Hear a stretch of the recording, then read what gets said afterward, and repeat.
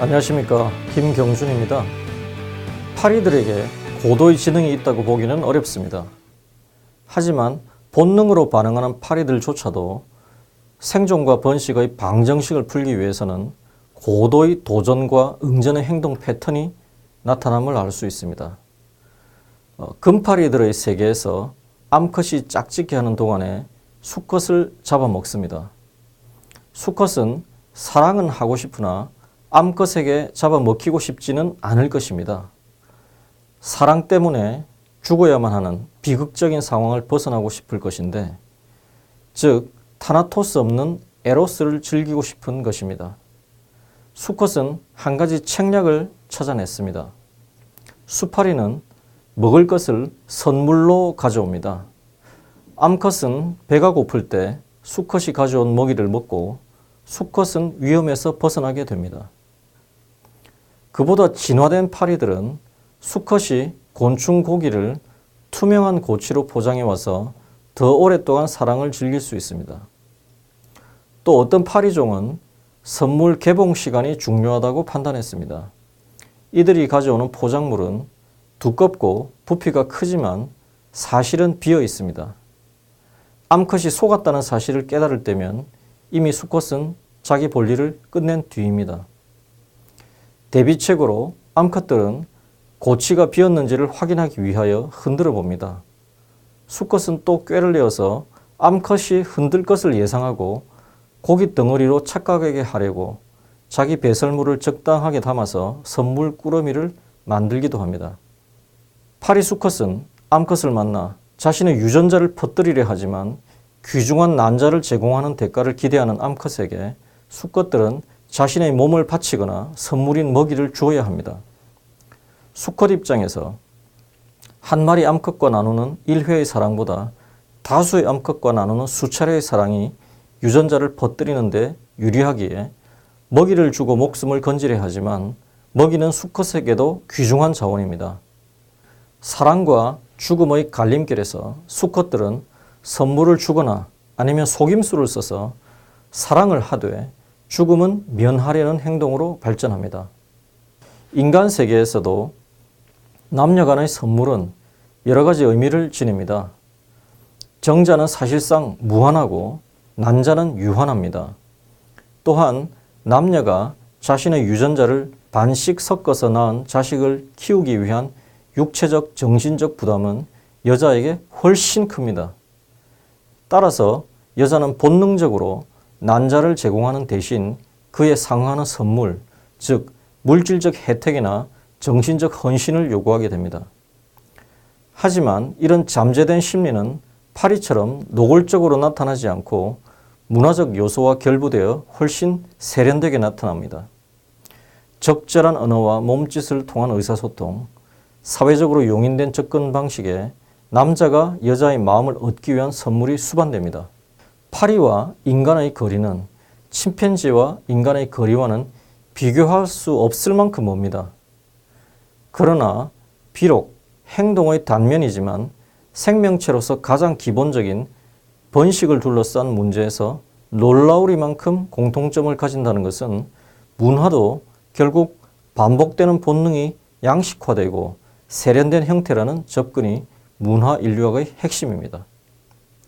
또한 뇌 연구의 발전과 함께 급격히 지평을 넓혀가고 있는 진화 심리학에서도 인간의 복잡하고 미묘한 심리적 기제도 진화 과정에서 생존과 번식을 위해 최적화한 결과물로 봅니다. 진화론의 성과를 통해 인간은 생물계의 이론이며 유전자 분석이 발달하면서 외양과 행동의 많은 부분이 유전적 특징에 따른다고 밝혀지고 있습니다. 세련된 문화적 양식과 무의식적인 행동의 기저에도 생물적 본능이 존재하는 경우가 많음이 과학적으로 밝혀지고 있습니다. 하지만 문명이 발달할수록 후천적으로 접하는 문화에 따라 개별적 특성이 더욱 커지는 현상이 두드러집니다.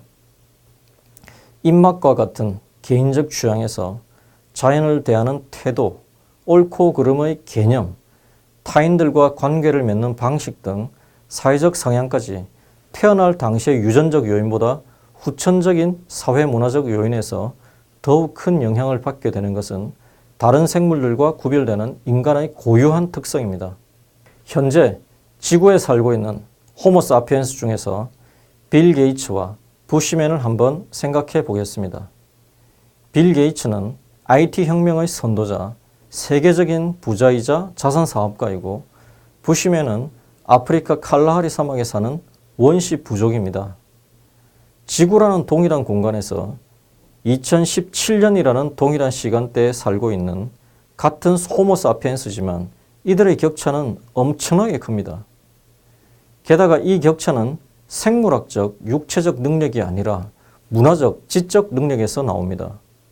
걷고, 뛰고, 달리고, 헤엄치는 육체적 능력은 오히려 부시맨이 빌 게이츠를 앞설 것입니다.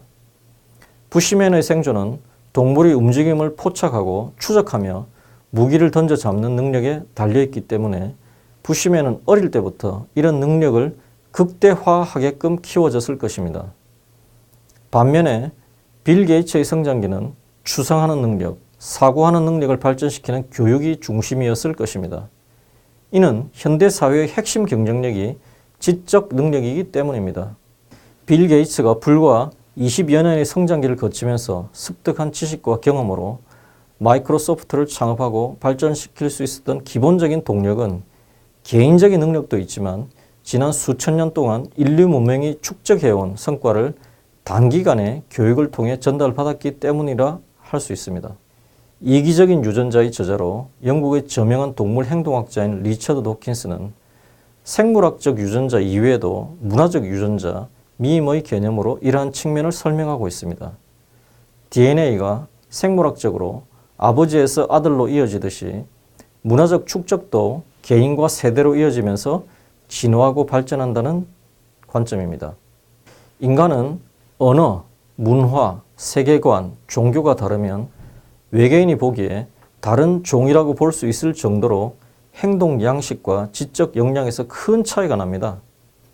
인간의 문명과 기술이 발달할수록 생물학적 육체적 능력보다는 문화적 지적 역량의 중요성이 커집니다.